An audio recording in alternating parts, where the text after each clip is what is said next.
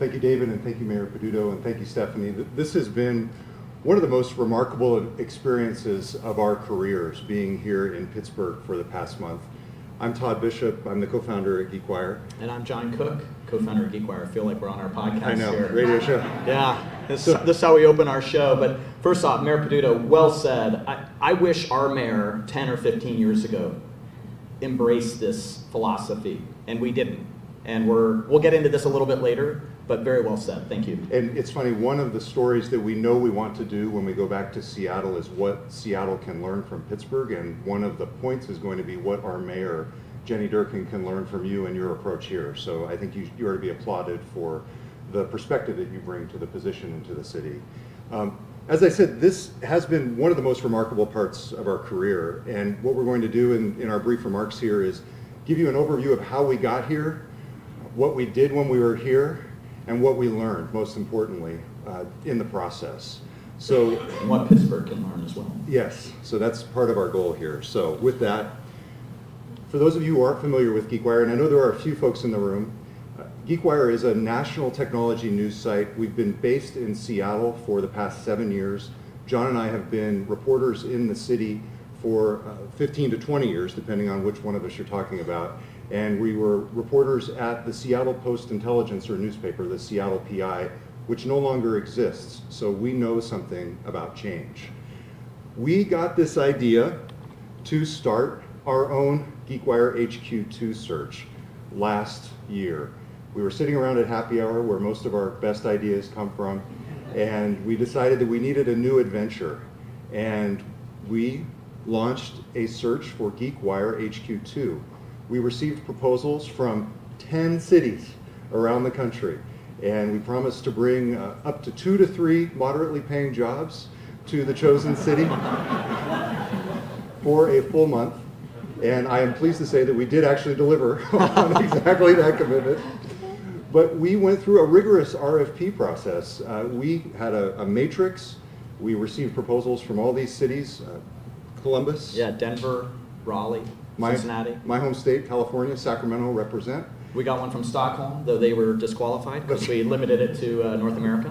That's right. Perhaps the most compelling was from Florida, from St. Petersburg, Florida, which had some wonderful weather. But we decided, no, in the end, because of everything that all of you know about Pittsburgh, this was the right place for us to go. And I can tell you, after being here for a month and having 6 members of our team be here for a month, we absolutely made the right choice. And so we're going to go through a little bit of that now. This was our unveiling of our Pittsburgh announcement, just sort of getting used to... I think this is where we debated the use of the word yinzer. Yes, yes. And we're corrected on that? Yes, exactly. And I believe this was the episode where I referred to Steel City beer. So I obviously had a lot to learn. And I've learned it. And we have, during our time here, though, gone a little bit more toward the microbrews and some of the more craft brewing. But so we've been here for a month, GeekWire HQ2 in Pittsburgh for the full month of February. We arrived on the last Sunday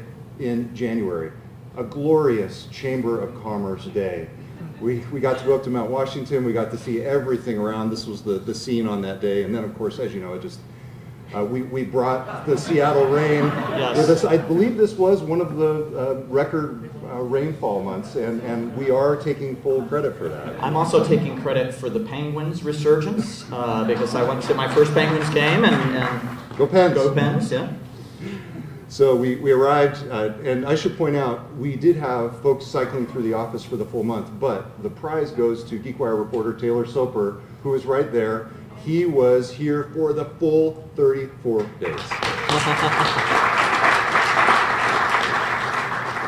We stayed at the Butler Street Lofts and Beauty Shop co-working space in Lawrenceville, right at Butler Street and 45th.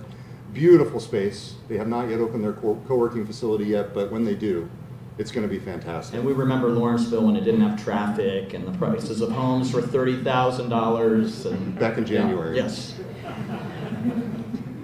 This is we had folks cycle through. This is Monica Nicholsberg, and joining us after Taylor in his world famous Pitt sweatshirt, which I think has been worn every single day since his arrival. And a big thanks to our sponsors, K&L Gates, where we are today, also DQE Communications. They stepped up and allowed us to do this. amazing project. This is what we did by the numbers. We had 6 reporters and editors here for running through in teams for 34 days in Pittsburgh. We published more than 80 stories, profiles, and features, interviewed more than 200 people. I believe that this restaurant count is actually an underestimate, but we got to, and actually the mayor, when we first interviewed him, recommended get out into the neighborhoods. And we visited, by our count, more than 25. I realize there are 90 neighborhoods, if that's correct. We obviously just need to return to hit all the others, but we feel like we hit a diverse set of neighborhoods. The mayor also recommended Banjo Night, which was a fabulous recommendation. If you haven't done it, you should do it. It's an amazing experience. We saw Pittsburgh old and new. This was a great scene that we captured right on our first day with the Uber self-driving car, and clearly that's a Yinzer, right? We interviewed the mayor. Same time.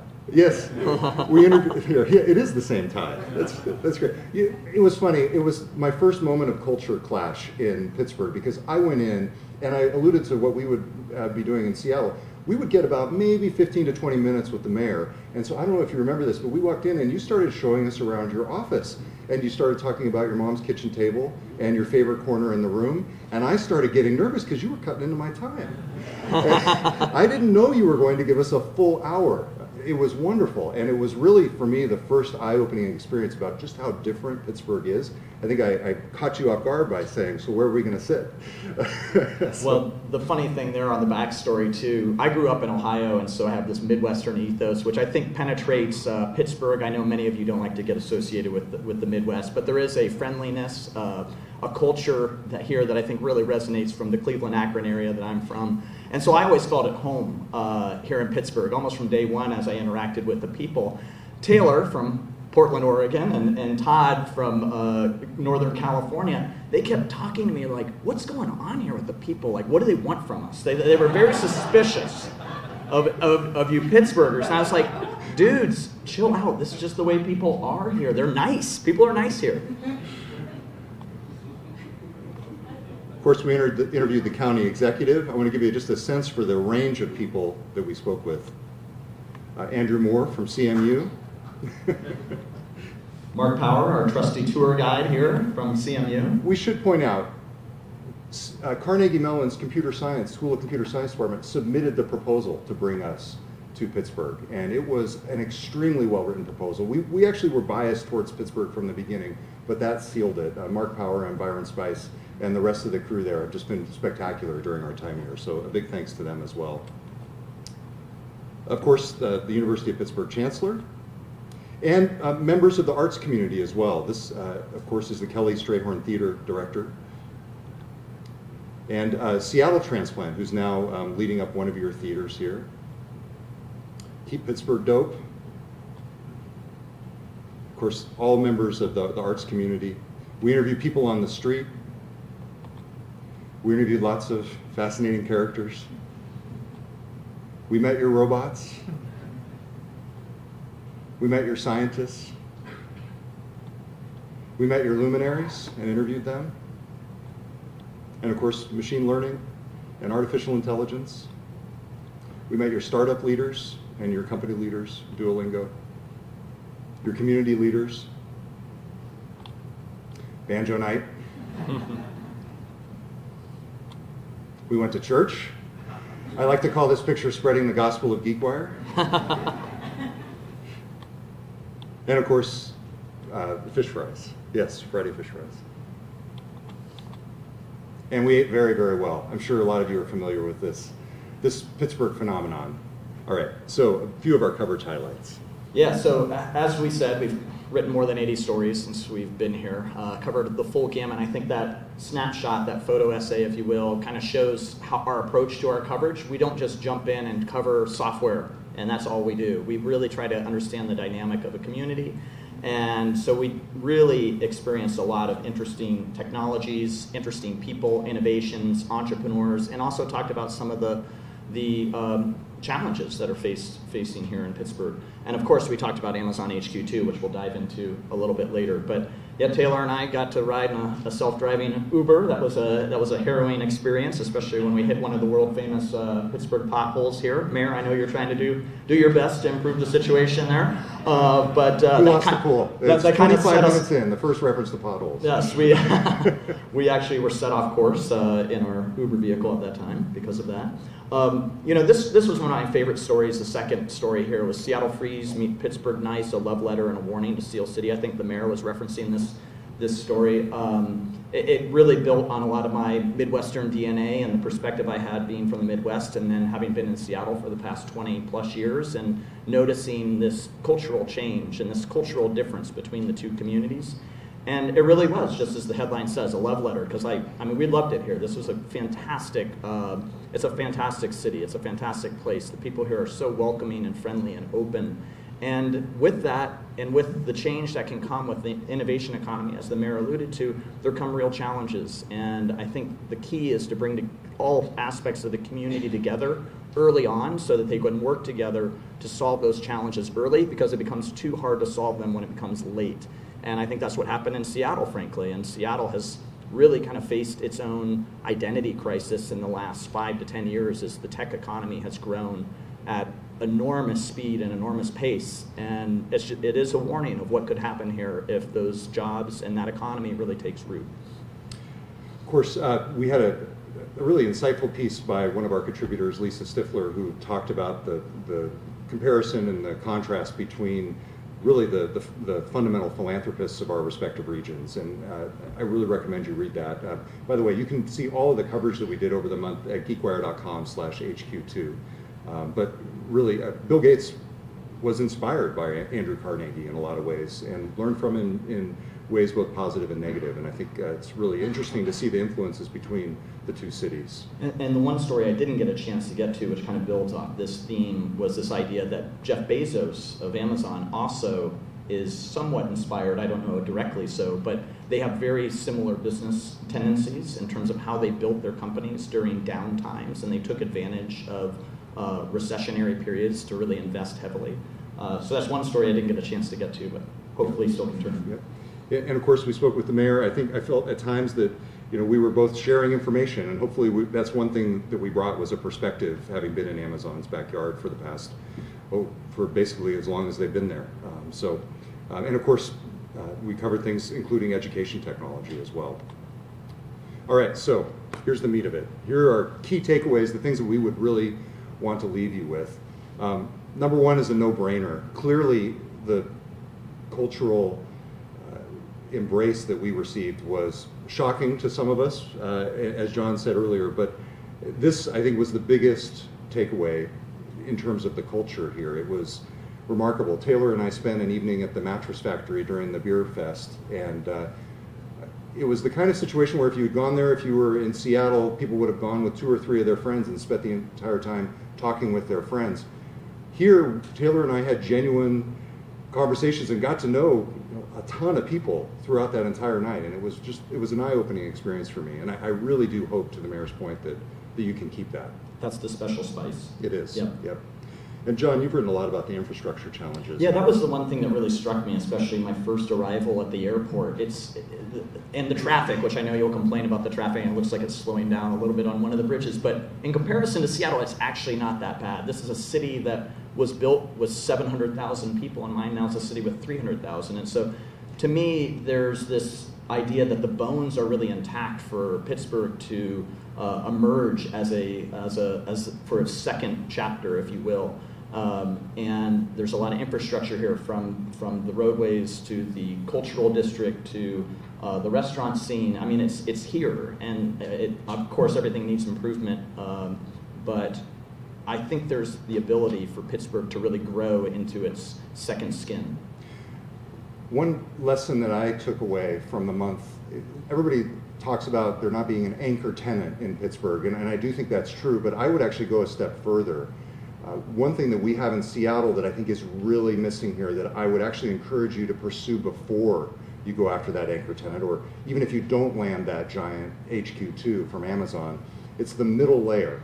And by that I mean the companies that are approaching $1 billion valuation or more. And of course you have Duolingo and some other large companies here, But in Seattle, we see Zillow and Redfin and Valve, Starbucks. There's just this whole layer of company, not just Microsoft and Amazon, and it really creates this immediate feedback loop. One thing that we saw last year was that Zillow, a relatively new company, gave back to the University of Washington to help fund their computer science expansion. And now, at the time, I remember thinking about it. At the time, we're like, okay, and we covered it.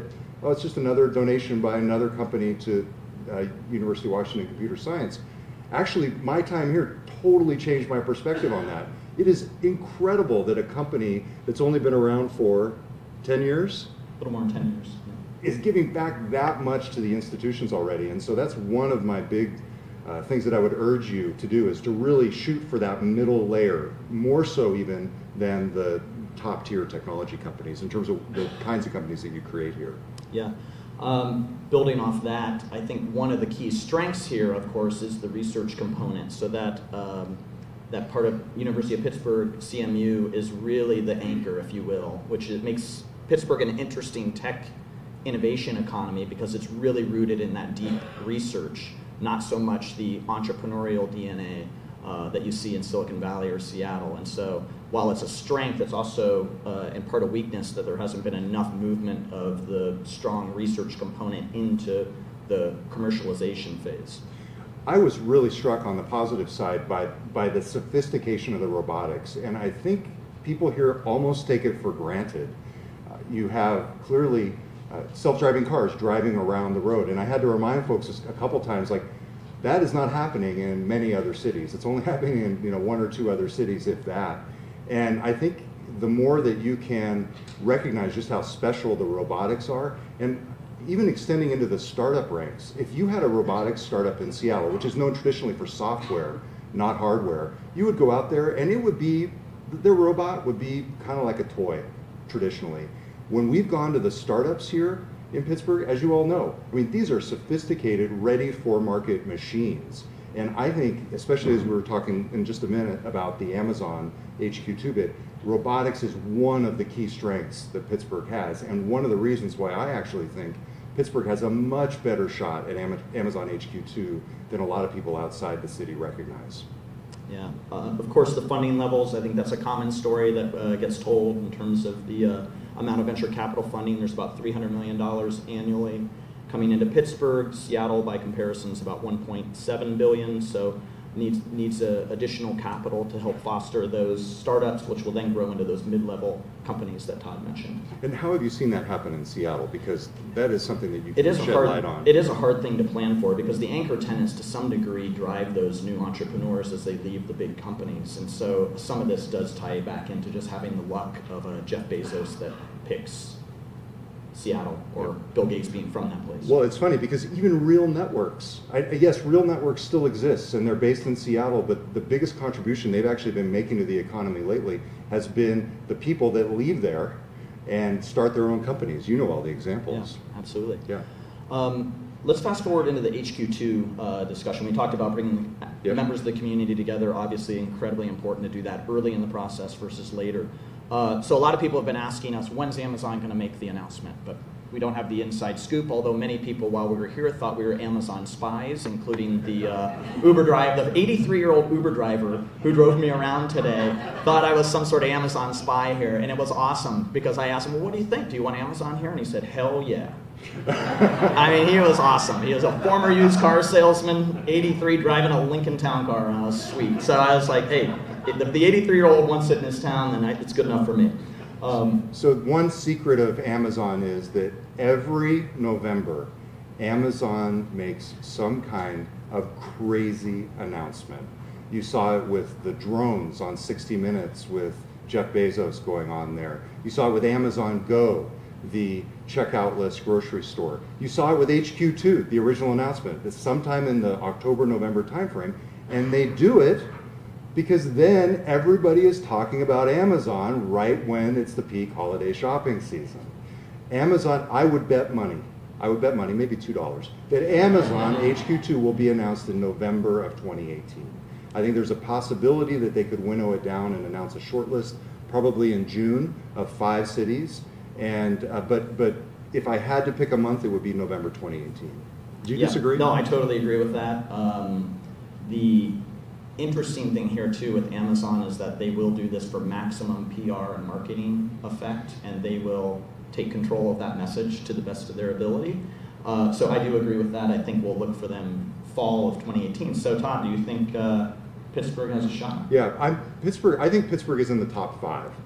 So I personally think that people don't understand just how much Amazon wants to poach FedEx ground employees. People outside Pittsburgh don't understand how important Jeff Wilke is inside that company. Another bet that I would make is that within 3 to 4 years, Jeff Wilke will be the CEO of Amazon. And of course, he's a Pittsburgher. The robotics, I think, is underestimated from outside. AI. If you look at what Pittsburgh has to offer and the capacity, I mean, it really does fit. I don't think it's going to happen, but I think it would make a lot of sense. I think Amazon is probably going to be lured by Washington, D.C., or Atlanta, or Toronto, or Austin, where Whole Foods is. But I really do believe that Pittsburgh is in that top 5 among those. And you have a shot. You have a much better shot than people give you. More direct flights. That is a weakness. We joke, but it's a bit of a pain to get here. It's not a bit of a pain. Especially from the West Coast. It's brutal. And I think that is one of the big weaknesses that will hurt Pittsburgh's chances is the lack of direct flights in and out of the Of course, airport. Alaska is launching theirs in either September or October. You need more than Alaska. You need other folks. And by the way, that Alaska flight is part of my conspiracy theory about why Pittsburgh is also has a better shot, because John Schottler and the head of Amazon Real Estate and Brad Tilden, one of the top Alaska Air executives, are on the Seattle Chamber board together. You think they didn't talk about that? I don't know. So we have all sorts of conspiracy theories, which we don't report because we are a fact-based news organization. No, I reported that. So I think just to close, advice for Pittsburgh as it thinks about this next chapter with Amazon HQ2 specifically is that Amazon is a company that likes to do the unexpected. They believe in the power of long-term thinking, and they would like to be surprised by the bid. And that means doing something weird and unusual that gets them thinking in incredibly creative ways. I think the more creative that Pittsburgh is with their pitch about, maybe it's the transportation bottlenecks. When I first got here, the first day we were talking about the rivers and the infrastructure. And I said to Mark Power, I was like, God, they seem underutilized. How do you use the rivers to make this a better bid? How do you use other assets of the community in a really unique way to sell Pittsburgh? And I think if the city thinks about the bid in that way, there might be a chance. I'm about where Todd is in terms of my own prediction on Pittsburgh's chances. I put them in when Amazon first came out with their HQ2 concept, I did a list of 6 cities, and Pittsburgh was in the 6 as a dark horse, and I think it surprised a lot of people. And it's still right there, about 5 or 6. You are ahead of Newark and Philadelphia, so got that going for you. But to John's point, I think a lot of the conversation is focused on financial incentives and that sort of thing, and certainly Amazon is a bottom line oriented company, but more than that, they are big thinkers. If you look at what they've done in Seattle with Amazon Go, with things like the Amazon Spheres, which are just incredible and an icon, I think the more that the city and the region can play into those tendencies, those personality traits, and it's all Jeff Bezos. I mean, he is a giant thinker and the kind of person who wants to hear big ideas, and not only wants to hear them, but wants to actually put them into place. So the bigger, the crazier, the more strategic you can get with those ideas, the better. Drones down the rivers, that kind of thing. Get out of the box. So that's it for now. Thank you very much. Thank you so much. Thank you.